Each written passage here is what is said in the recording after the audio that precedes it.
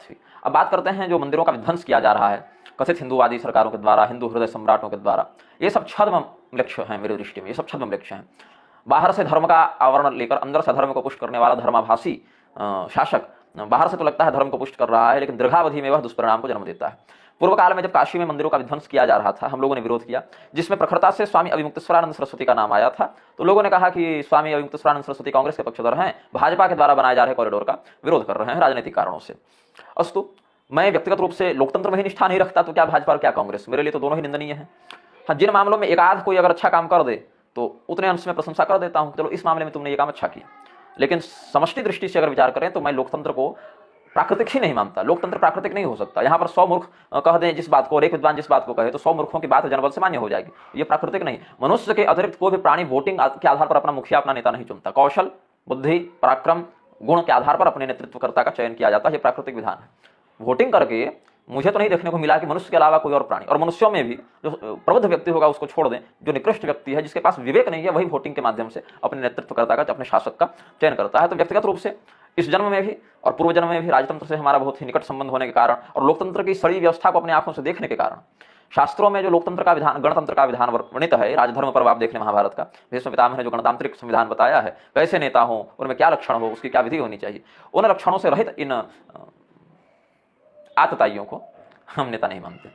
जगत यंत्र निर्वाहक को नेता, जो भगवान शंकराचार्य जी ने नेता शब्द की परिभाषा में कहा। संसार यदि एक मशीन है, एक यंत्र है, हालांकि यंत्र भी मशीन का उतना अच्छे से भाव व्यक्त नहीं कर पाता, तो यंत्र अगर संसार है तो उस यंत्र को चलाने वाला जो यांत्रिक है वह नेता है। जगत यंत्र निर्वाहक को नेता, ये शंकराचार्य जी अपने भाष्य में उपदेश करते हैं।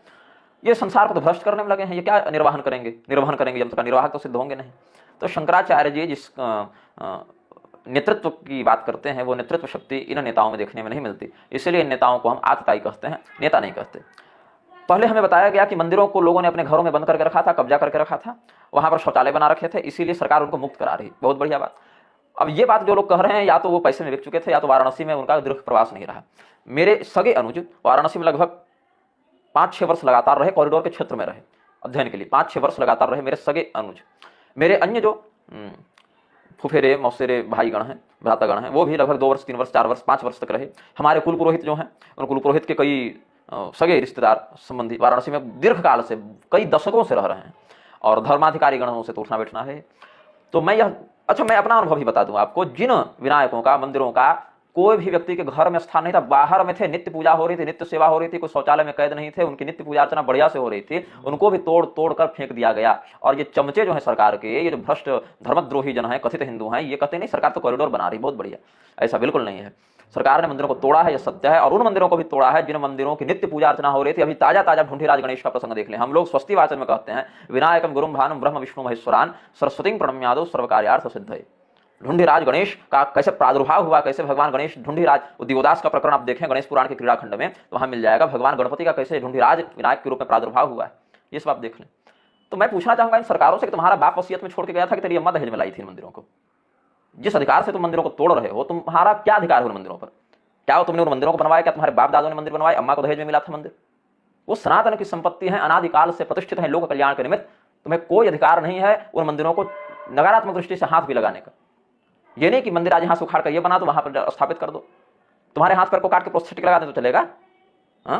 दिखेगा वैसा ही वो? नहीं। जिस देवता की प्रतिष्ठा जिस स्थान पर स्वयंभू रूप में या आर्ष रूप में हो चुकी है, वह वहां से नहीं हिल सकता। यदि हिलेगा तो तुम्हारे विनाश का निमित्त बनेगा। देवता का तो अपने मूल तत्व में कुछ नहीं बिगड़ेगा। ये जो हिंदुओं को मूर्ख बना रहे हो ना वोट बैंक के लोभ से, किधर ताबड़तोड़ मनमानी करते रहो। पर्यटक स्थल, अरे काशी देखने आते हैं लोग, क्योटो देखने नहीं आते। जिनको क्योटो देखना है वो क्योटो जाकर देखते हैं। क्योटो काशी में काशी देखने आते हैं। यदि क्योटो दिखाना होता काशी को, तो पहले ही काशी को क्योटो के स्थान पर हमारे पूर्वजों ने विकसित कर दिया होता। लोग काशी देखने आते हैं, क्योटो देखने नहीं आते। जिसको क्योटो देखना है वो क्योटो जा रहा है। तो ये जो नीचता कर रहे हो तुम लोग, अपने अधिकार का दुरुपयोग करते हो, प्रशासन के बल का या हथियार के बल का या सत्ता के बल का, यह स्थायी नहीं है। हमारे पूर्वजों ने खून बहाया है। हमारे पूर्वजों ने शिखा तिलक सूत्र आदि की रक्षा के लिए कितने मस्तक कटा दिए, कितने बार पलायन किया, कितनी बार लड़े, कितनी बार मरे, कितनी बार मारे। ये रहस्य तुम्हारी समझ में नहीं आएगा। ये बलिदान तुम्हारी समझ में नहीं आएगा। तुम्हारे लिए बस वो एक चंदा काट के, कूपन काट के, ट्रस्ट बनाकर पैसा कमाने का जरिया है। तुम देव विक्रयी हो, देव हत्यारे हो, देव रक्षक नहीं हो।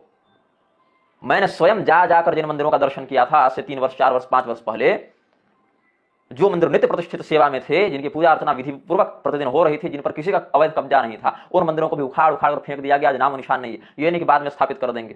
क्यों बाद में करेंगे? पहले से स्थापित। तुम्हारा क्या बिगड़ रहा है? तुम्हारे सर पर बैठे हैं गणेश जी, हमारे तुम्हारे सर पर बैठे हैं, और दिखावे के लिए दुर्गा पूजा दशहरा में एक शस्त्र पूजन कर दिया, हिंदू उसी में खुश है। अरे वाह, हमारी सरकार तो एकदम इतनी धर्मनिष्ठ है कि देखो क्या बात है। ये जो दोगलापन है, अश्लील ग्रोवर की भाषा में, ये सब जो दोगलापन है ना, इसको बंद करो। इसको बंद करना पड़ेगा, क्योंकि प्रकृति को एक करवट लगेगा तुम्हारे अस्तित्व को मिटाने में, लोकतंत्र को मिटाने में। पार्टीवाद की बात नहीं करता कि भाजपा है कि कांग्रेस है कि सपा है कि बसपा है कि शिवसेना है कि तृणमूल है, नहीं।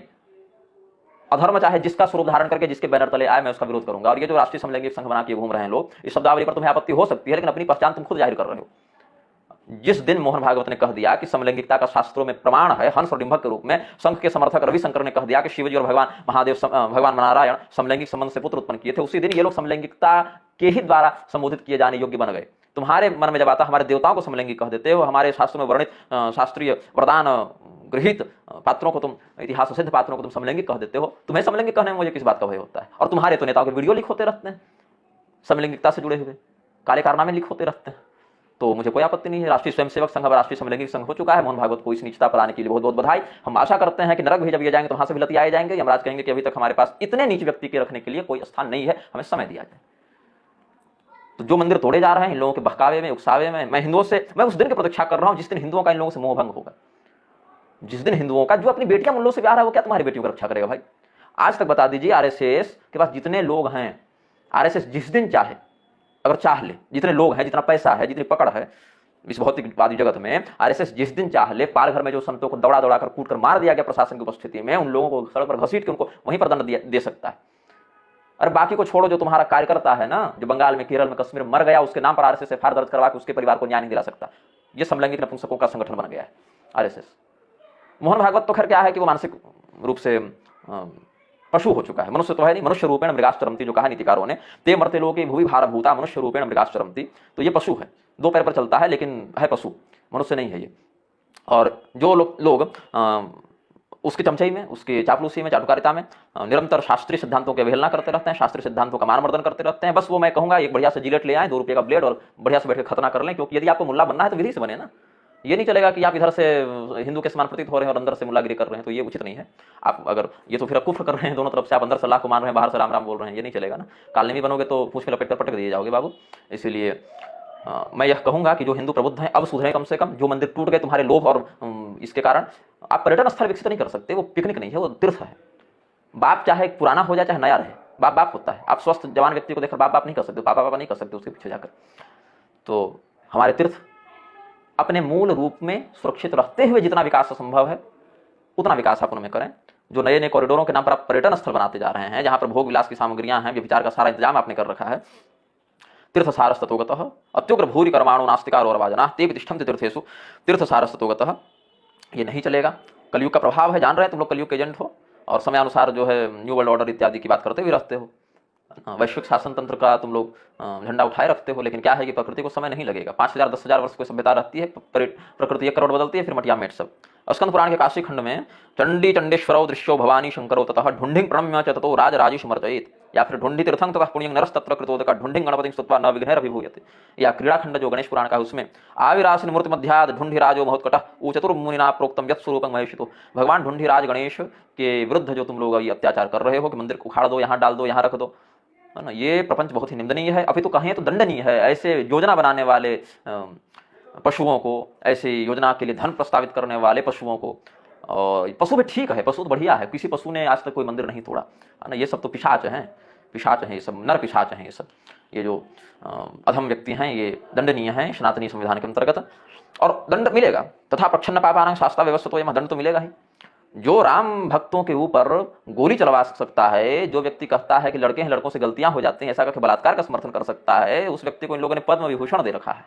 इससे समझ लो कि इन लोग के मन में क्या क्या होगी। मतलब जिन माँ ने अपने लाल खो दिए, जिन्होंने लाशों से सरयू नदी में खून की धारा, लाल पानी देखा, सैकड़ों की संख्या में राम भक्तों की लाशें गिरे हुए देखा, जिस व्यक्ति के कारण उस मुलायम सिंह यादव को तुम लोगों ने पद्म विभूषण दे रखा है, हमारे भाइयों के खून पर तांडव करने वाले नरपिशाचों को तुमने पद्म विभूषण दे रखा है अपनी सत्ता के लोभ में कि हमें वोट मिल जाएगा। तुम लोग तो अपने बहू बेटी बेच दोगे भाई रोड में, और बेच रहे हो सत्ता बचाने के लिए। जो तुम्हारा काला सच है वो मैं बता रहा हूँ, तुम्हें सुनने में बुरा लगेगा, नहीं लगेगा, बेशर्म हो, बुरा तो शर्म वालों को लगता है ना, जिनमें कुछ संस्कार शेष हो, तुम तो बेशर्म हो, तुमको क्या लगेगा तुम लोगों को। लेकिन ये जो गणपति भगवान के साथ द्रोह हो रहा है, इसका अवश्य ही निराकरण होगा, शास्त्रीय दृष्टि में शोधन होगा। 150 साल के लिए तुम लोग कुछ व्यवस्था में कर भी दोगे तो तीर्थाधिपति देवता अपने मूल रूप को पुनः प्राप्त कर लेंगे। मैं एक बार यही कहूंगा कि सरकार धर्म नहीं चला सकती, एनजीओ धर्म नहीं चला सकता। एनजीओ के कहने पर, आरएसएस एनजीओ है, 50-100 साल पहले आई संस्था, अनादिकाल से चल रहे देवालयों को, तीर्थों को, धर्मशास्त्रीय सिद्धांतों को परिवर्तन करने का अधिकार नहीं रखती। आप निष्ठा में कितना भी डीओ छिड़कें, इत्र छिड़कें, वो कस्तूरी नहीं बन जाती।